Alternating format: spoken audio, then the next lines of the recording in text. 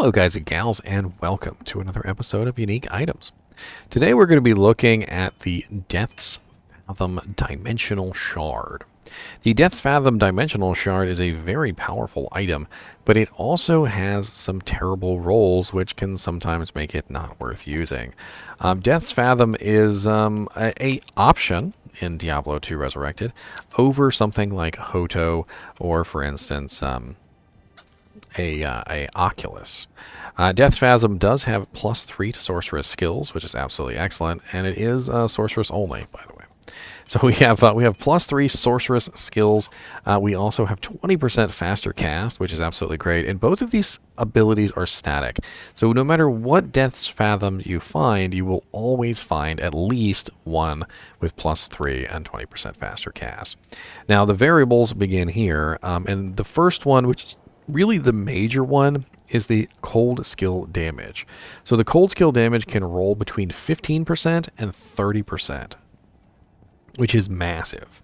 So 15% extra cold skill damage can be a huge difference in the amount of damage that you output.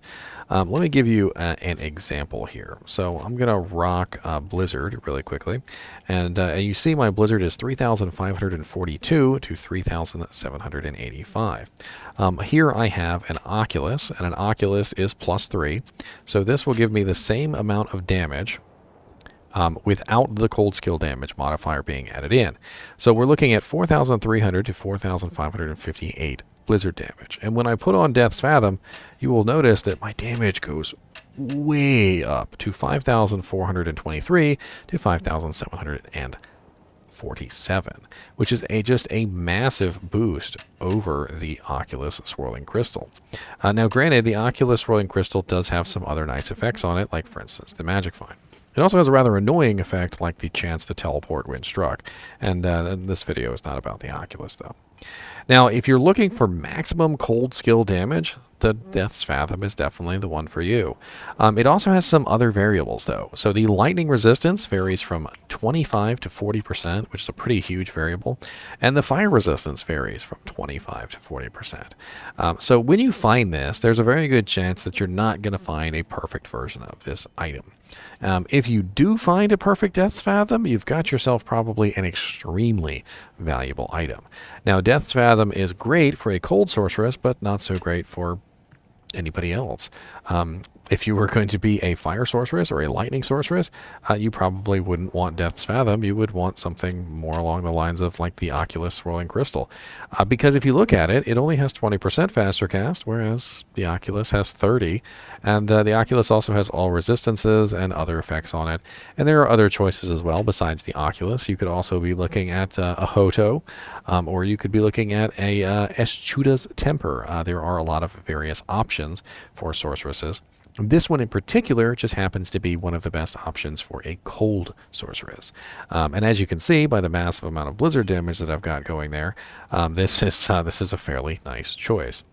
So where can you find this particular item? That is a definitely part of the equation, right? So let's go over to Silo's Pen real quick, and let's take a look at where we could possibly find a Death's Fathom. Now, Death's Fathom is a relatively high-level item since it is a dimensional shard, and as you can see there, it has a level 73 requirement, which probably means that this item is not going to drop from a lot of low-level places. So if we take a look over at Silo's Pen, you will see that Silo's Pen has a boss, unique Death's Fathom, and 150% magic find. So I'm going to hit find, and we have a really short list here. Bale in hell difficulty, Neelathak in hell difficulty, and the Defilers in Worldstone Keep. And I've talked about these before in previous videos, but the Defilers in Worldstone Keep for some reason have the possibility of dropping like every item in the game, and I don't know why, but they have a relatively rare probability of dropping those items, but they can literally drop every item. So if you see fetid Defilers, especially if they're champions or uniques, kill them. It's worth it.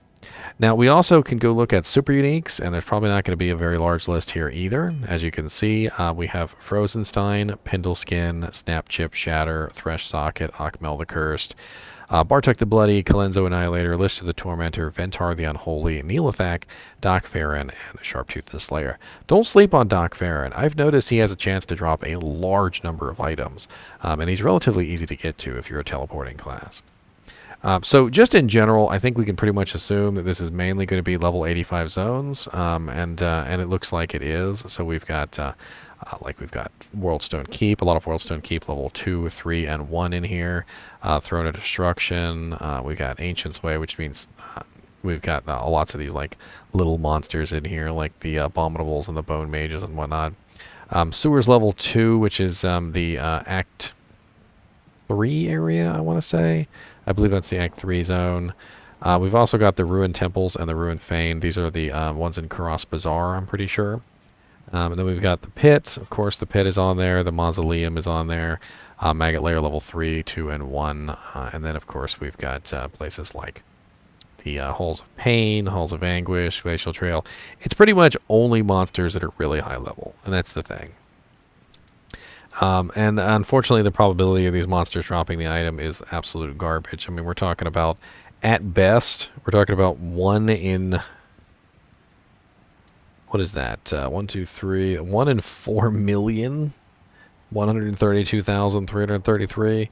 So it looks like, to me, your best bet is to farm bosses with the rather terrible probability here on Bale.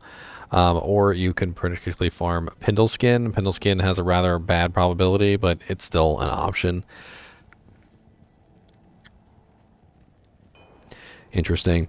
So Pindleskin is 1 in 48,317. So an interesting choice there. And you could maybe augment that by killing Frozenstein, Pindle. Of course, Frozenstein is a pain in the butt to get to because of all the gloams. Those Thresh Socket is a decent choice. And Doc Farron. Those are all around the same zone, so you could easily go kill Pindle, teleport down, kill Doc Farron. You could kill Shank, while you're at it, because why not? He's right there. And then Thresh Socket is at the end of that same line of things, so you just teleport down the way and go kill Thresh Socket. That would be a bad little combo. You could hit up Pindleskin, Doc Farron, and Thresh Socket, and then also kill Shank and Eldritch while you're at it, because they're on the way. Why not? You can farm that over and over again, and that might end up getting you the item that you seek. So, sorry, I was about to say Estrudas. Death's Fathom Dimensional Shard is definitely an interesting item, and it definitely has its niche use in the Cold Tree.